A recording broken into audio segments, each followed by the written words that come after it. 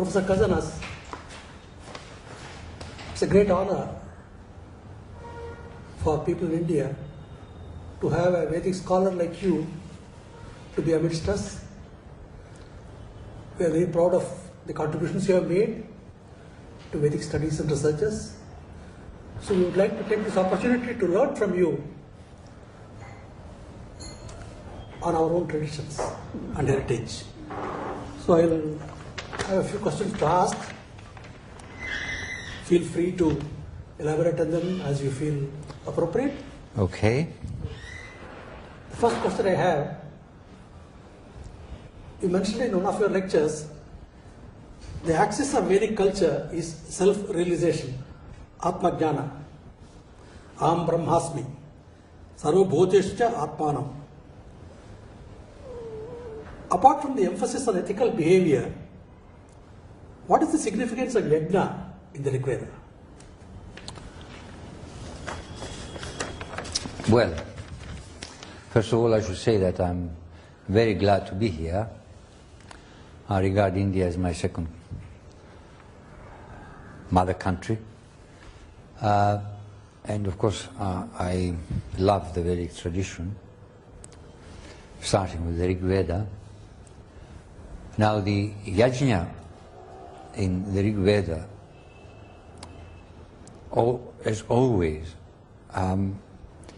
with anything that is important in the Vedic tradition, it has an outer and an inner aspect. Now, yajna does mean sacrifice, but of course the very word sacrifice means making sacred. Now, what's sacred? To a realized rishi, everything is sacred. But yajna is the external ritual whereby certain things may become sacred. It's used primarily, or so it seems to us, it was used to obtain the fulfillment of certain wishes, certain desires, lawful desires, because there are unlawful desires as well. When you desire something that somebody else has, or you know, his riches, or his wife, or her husband, or something like that. But lawful desires are perfectly natural desires to have more riches, but not at the cost of other people. And primarily to go to heaven. That also is a very strong desire, as is found in the Rig Veda, because the rishis do ask for riches, they do ask for sons, heroic sons, viras, and they also ask for the place of the light in heaven, to be with Yama and immortality. So yajna is that ritual whereby the forces of nature, the forces of the universe get propitiated and can ensure to the sacrificer a certain result. Now, whether in fact this happened is a moot point. That is one aspect. The other aspect is that every ritual, if it is conducted with the maximum of attention, then it creates a tremendous atmosphere, and the people involved there can experience a higher level of being, knowledge, understanding, consciousness. And this, in a way, is a step towards immortality. So you've got this yajna, this aspect of yajna as well. Both are external, but already we are moving towards a psychological aspect, an inner aspect. Then there is the true inner aspect of yajna, whereby the man sacrifices his selfishness, puts it aside in all his acts, and thereby he returns to the purity of being with which he comes into this world. So there are these three aspects of yajna. There is another yajna, the soma yajna. Now the soma, what was soma? We are not really very certain. I mean, some go for the ephedra, the plant ephedra, others go for other plants, and there is a small minority that prefers the mushroom, the Amanita muscaria. I personally incline towards the last one. I think that last one was the soma, because young Apala, the girl in, I think it's in the 8th book of the Rig Veda, she went down to the river, and on the way she found soma, and she thought she'd take it and offer it to Indra, and she chewed it. Now, mushroom you can't chew because it is soft. The ephedra twigs are not so easy to chew. So from that, plus some other indications, some descriptions of the soma plant with golden hues and that sort of thing, suggest the Amanita muscaria. Watson did a lot of work. He was a botanist, and he did a lot of work back in the 70s and late 60s and early 70s, and thought that that was it. I've read that work. I'm inclined to agree with him. I read recently an American retired professor who also wrote quite a lengthy article examining all the evidence. He's inclined towards the Amanita muscaria too. So when you took that, you passed into a different state of consciousness where you felt the exhilaration exactly as the rishis describe it. Now let me see if I can recall. Apama, somam, amrita, abhuma, aganma, jyotir, avidama, devan, or something like that. We drank the soma, we went to the world of light, we became immortal, we found the gods. Having done this, what can the malice of man, the malice of mortal man, do to us in this state? In that state, you are completely impervious to the malignity of human beings, to any misfortune, any accident, anything at all, because the state is one of supreme felicity. So you've got all these aspects of yajna, really, and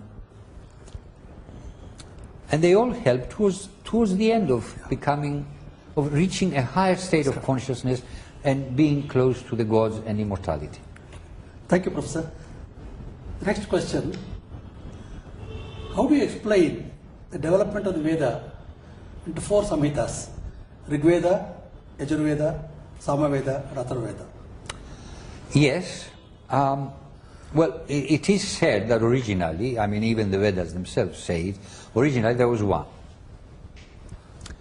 But the thing about human beings is that as they develop in the material world, they differentiate. Because of their actions, they acquire a different quality and different internal quality, mental quality, and they have different powers, different talents. Consequently, you have some who are inclined in one direction, others who are inclined in a different directions, yet others who are inclined in a third direction. So naturally, the scripture, the original Veda, the original knowledge, because Veda does mean knowledge, was divided to suit the different types of people. And basically there are three types of people: the active chap, the active person, the devotional person, and the knowledgeable person, the intellectual. So the Vedas were divided accordingly, and you have an attempt with the Atharva Veda to try and reunify the lot, but at the same time bring in new elements like the mantras that have to do with spells. It's heavily inundated with spells, Atharva Veda, much more than the Rig Veda. The Sama Veda, most of it is Rig Veda, in fact. It's chanted as opposed to Rig Veda, which is recited. Yajur Veda is mostly prose, and it contains philosophical ideas as well. It contains architectural ideas, it contains social ideas, political ideas, and so on, much more than the other Vedas. Now, I think this is the basis of the division. Originally, there was just humanity, there was one language among humanity, they all understood one another, there was no problem whatsoever. But as the yugas progressed, humanity got divided up, and so knowledge got divided up, language got divided up, and whereas you had one language and the whole earth was one language, it became of many languages, but many major languages. Then the yugas progressed, and you had even more languages, then you had even more types of knowledge. Consequently, you reach a stage now, we are in the transitional period of the Kali, from the Dwapara to the Kali Yuga, where you have so much differentiated knowledge and so many differentiated languages that even within one language, people don't really understand one another, because each one ascribes a different meaning to the same word. And the same thing happens with knowledge. You hear one particular sentence and you think you understand it, but in fact what the other person means is something slightly different, and the knowledge is fragmented all the time. There was a time in the Renaissance when you had the uomo universale. That meant that a man was master of all knowledge. He knew architecture, he knew languages, he knew philosophy, he knew mathematics, he knew astronomy, and so on. Today it's impossible. Even if you are specializing in one particular area, you are specializing, and there are other parts of that area that you don't know. Take the dentist. There are 32 different specialities of a dentist, each one for one tooth. One question, Professor. There are about 72 richas in the Rig Veda adoring the river Saraswati. Can this river Saraswati be seen as the locus of the Vedic people? Well, I'm surprised that there is a problem with Saraswati, or there continues to be a problem with Saraswati now, because, fine, there was a time when there were doubts about the existence of Saraswati, for the simple reason that you looked at the place where you thought there would be Saraswati and there is nothing. But since then, in the last 20 years, there's been a lot of research by archaeologists, by geologists, and by hydrologists, paleohydrologists. They have drilled holes along the path where they thought there would be the Saraswati, and they found water underneath. Now they've got satellite pictures which shows the route, as the archaeologists call it, the scar of the river running down from the Himalayas, or the foothills of the Himalayas, right down to the Kutch, Run of Kutch. So why should people still continue to doubt that there was Saraswati? Then you've got the Rig Veda, which praises Saraswati. I mean, number 6, in the 6th mandala, there is one, I can't remember the name, the number of of the hymn, and if I may look at my notes for a minute, there are so many things, you can't remember everything.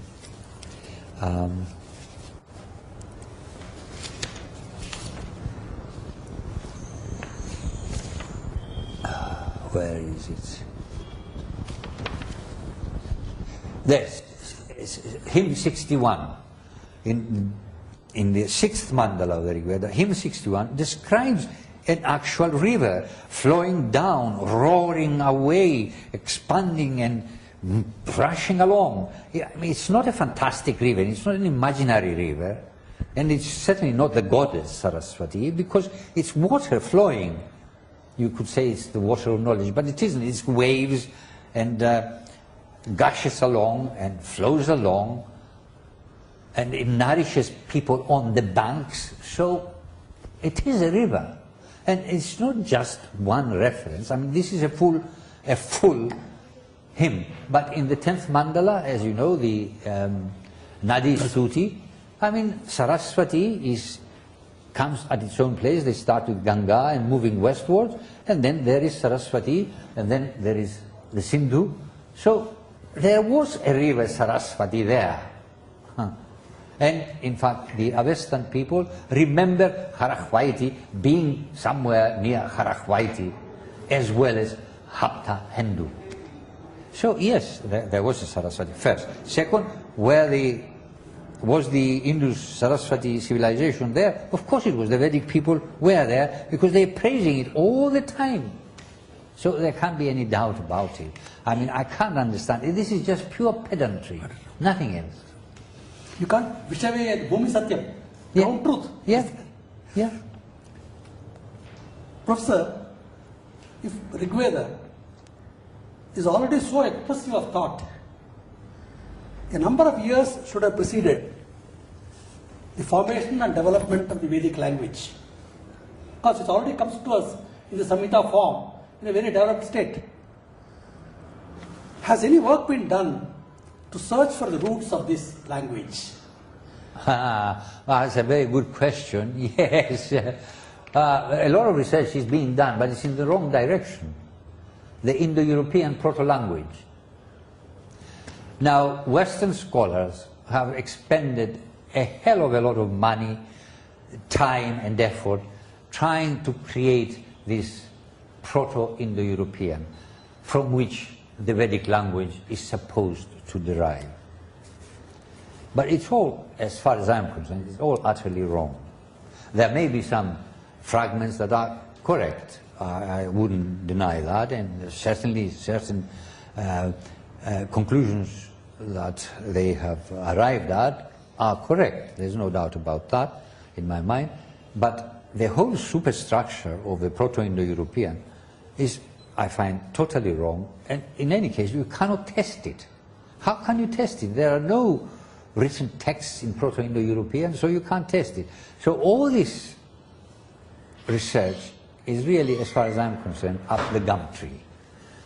Completely wrong and not particularly useful. It will not elucidate the origins of the Vedic language. In fact, I doubt whether it is possible, because obviously the Vedic language, looked at as we have it in the Rig Veda,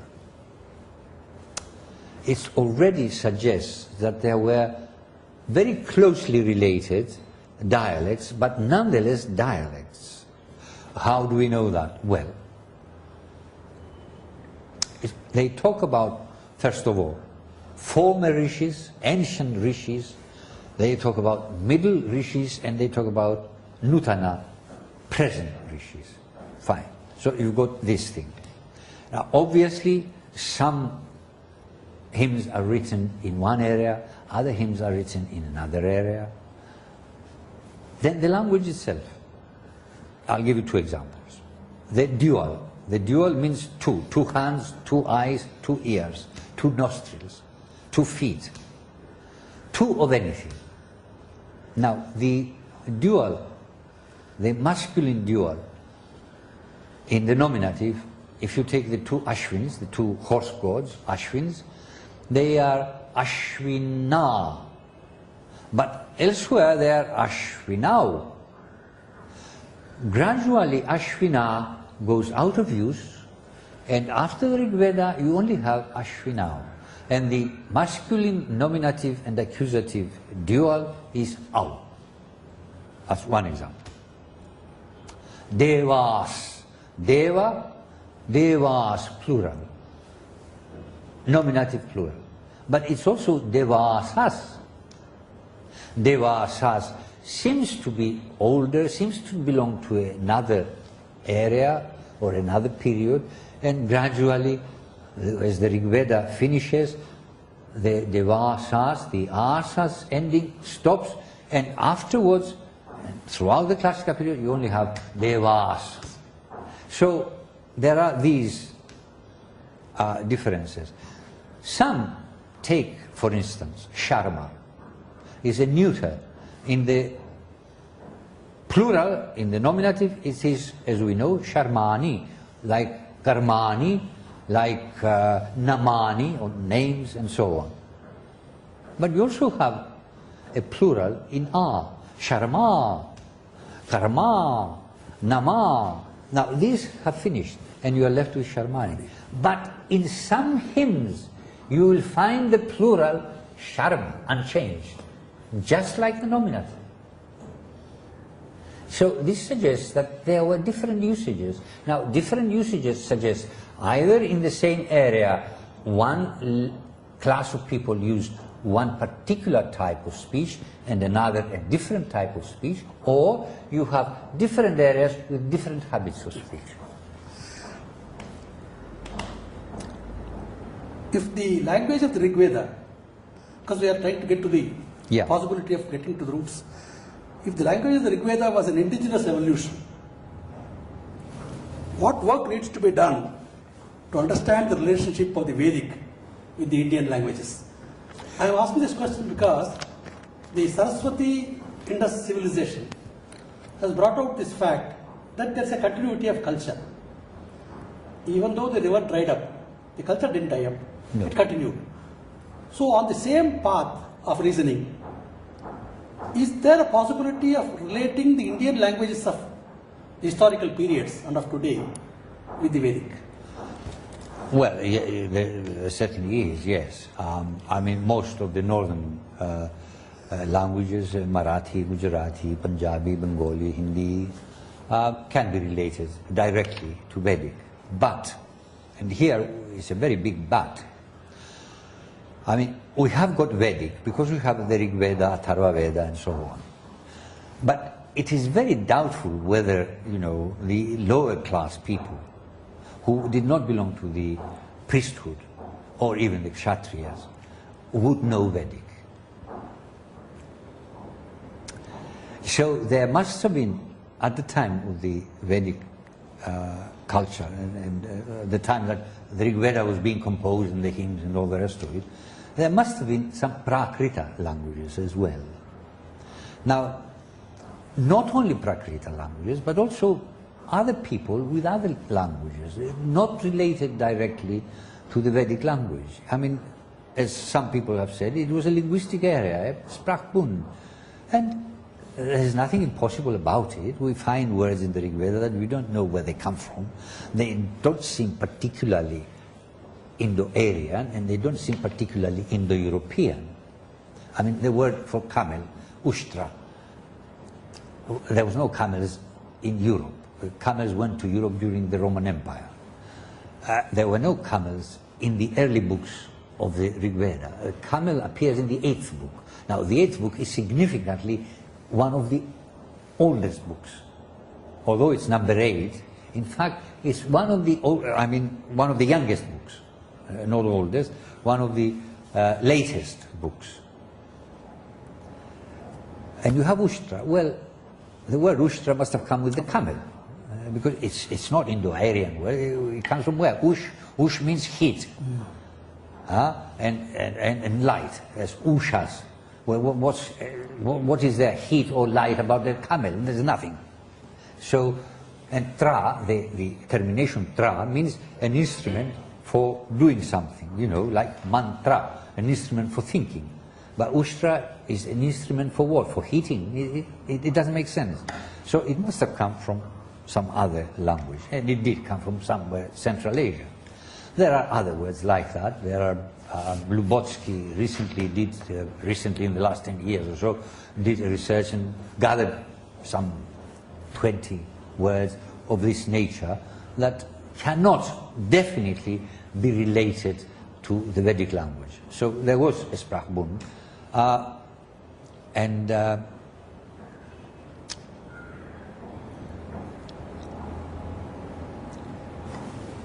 the Vedic language itself must have suffered, in conjunction with the Prakrits, certain changes and produced the modern Indian languages that we find. Now, as regards, are you going to ask me about Dravidian? We are talking about the general area. There's not much of a difference in the spiritual ambience of the northern Indian or south Indian people. No. They worship the same divinities. No, certainly not. The thought process is the same. But I'm thinking of the language itself, because Dravidian is not, as far as I know, related directly to the Indo-Aryan languages, to Vedic. They may have come originally from the same language, but that would take us back 20, 30,000 years before. And we really have no means of knowing. Now, to talk of Proto-Dravidian, to talk of Proto-Vedic is very easy, but it doesn't get you anywhere, because anybody can sit down and invent proto-languages and then make them fit somewhere. I don't regard this as a legitimate avenue of research. I mean, you can toy around if you like, and certain things do look related, but only certain things. You don't need to bring in proto this and proto that. But I think the suggestion that you made about the Sprachbund, Yes. the linguistic area, opens up some avenues for determining the interactions that have taken place among these people. Certainly. There is only one very great difficulty. We do not have 3000 BCE, 2000 BCE, 1000 BCE. We do not have evidence of any other language. We don't have textual Now, evidence. we have got today several languages, but who is going to say what these languages were like back at 3000 BCE? We don't know. We can't know. We can work backwards, but that's creating proto-languages, which is not really a very healthy sort of research. From the experience we had of the Indo-European. Yeah, quite. we will You can see that. Yeah. Okay, Professor. Now, Professor, you have conclusively established the collapse of the Aryan invasion theory. With the collapse of that theory and the collapse of the Indo-European linguistic doctrine, Yes. what Baruch Yamano refers to as the doctrine, and also the genetic studies findings, where do we go from here? How should we reconstruct the ancient history of India? Well, yes. Now, there's no doubt about it that this invasion theory is just utter nonsense and should get out of all textbooks. The immigration theory is equally nonsensical and should get out of textbooks. Now, what this means is you should have historians who will sit down and rewrite the early chapters of Indian history, nothing else.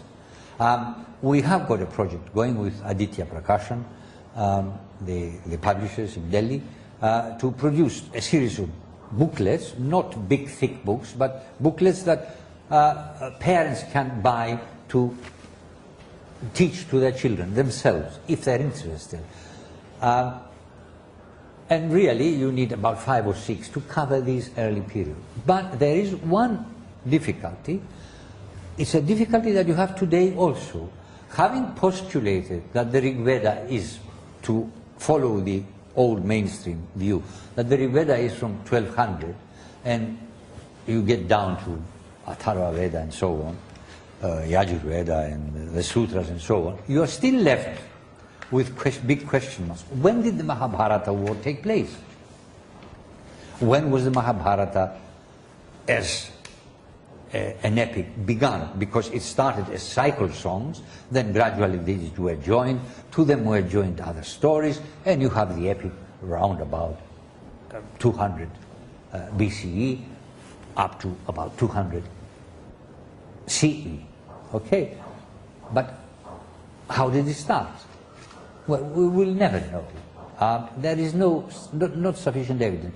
It may be that astronomers like Achar and Iyengar, or scientists who deal with this sort of thing, may eventually come to an agreement, interpret correctly the passages in the Mahabharata. If this happens, it will be a miracle, but it may happen, in which case we will have a more definite date. But having said that, the Rig Veda was composed, or the bulk of the Rig Veda was composed before 3000, and the other Vedas around about 3000, and the Brahmanas immediately afterwards, and the Upanishads around about 2600, and the sutras beginning to rise up at that period. What happens afterwards? We don't know. We've got the Indus-Saraswati civilization, but there is no literature attached, no literature accompanying it. It must be, I suspect that some of the Upanishads were written at that period, and some of the sutras, because in one sutra it says, when it speaks about buildings being too close to one another. Well, now that suggests urbanization. It's not the free-for-all earlier period. This is urbanization. So be careful, it says one of the sutras, not to have your restroom next to another person's house. Have it closer to your house or something like that. Don't drop rubbish and make filthy the other man's yard. Things like that, which suggests urbanization. So Sutra period probably belongs to the mature Harappan. You know, after 2600, right down to 1900, when the Saraswati dries up completely and the people begin to move eastwards through the Ganges, and there are vast changes altogether. So there will always be gaps because, and this is a fact, the concept of history in India was quite different from the concept of history in Greece and subsequently the West. The Indians were far more interested in the present. Now, to put it in a different way, I mean, as a German scholar said, whose name I can't remember, Greece gave us the joy of living, the Indians have given us the joy of being. Beautiful. Which is a beautiful statement and quite true. Now, the Indians are interested in being here now. So, what they look at is not the connection with past. They just refer to the past, but they're not interested in the stages whereby the past became the present. Because there is also a present coming from above, from the world of the gods and from the absolute beyond the gods, coming all the way down. And this is all in the present now. That's what interests them. So when they say the beginning of drama, we started with Indra, not in the past, but here now, it starts with Indra. He is the inspirer. You follow? But that's the concept of history that you find in India. They are not ahistorical. In fact, they are very... and of course, I love the Vedic tradition, starting with the Rig Veda. Now, the yajna in the Rig Veda, as always, with anything that is important in the Vedic tradition, it has an outer and an inner aspect. Now, yajna does mean sacrifice, but of course the very word sacrifice means making sacred.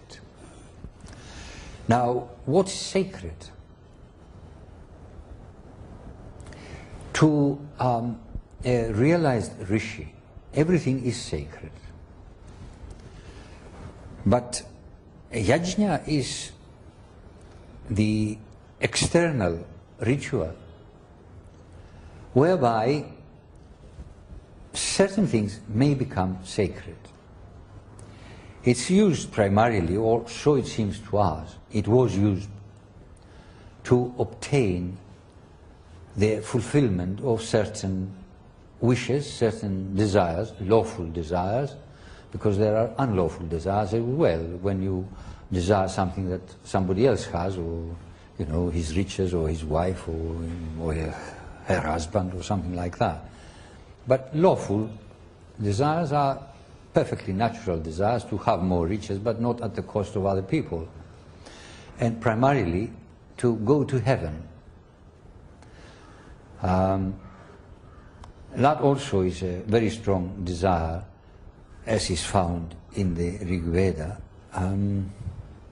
because the rishis do ask for riches, they do ask for sons, heroic sons, viras, and they also ask for the place of the light in heaven. Elaborate on them as you feel appropriate. Okay. The first question I have, you mentioned in one of your lectures, the axis of Vedic culture is self-realization, Atma-jnana, Aham Brahmasmi, Sarva Bhuteshu cha Atmanam. Apart from the emphasis on ethical behavior, what is the significance of yajna in the Rig Veda? Well, first of all, I should say that I'm very glad to be here. I regard India as my second mother country.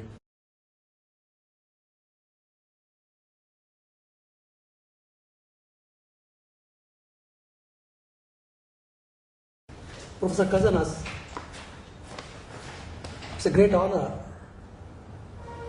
for people in India to have a Vedic scholar like you to be amidst us. We are very proud of the contributions you have made to Vedic studies and researches. So we would like to take this opportunity to learn from you on our own traditions and heritage. So I will have a few questions to ask. Feel free to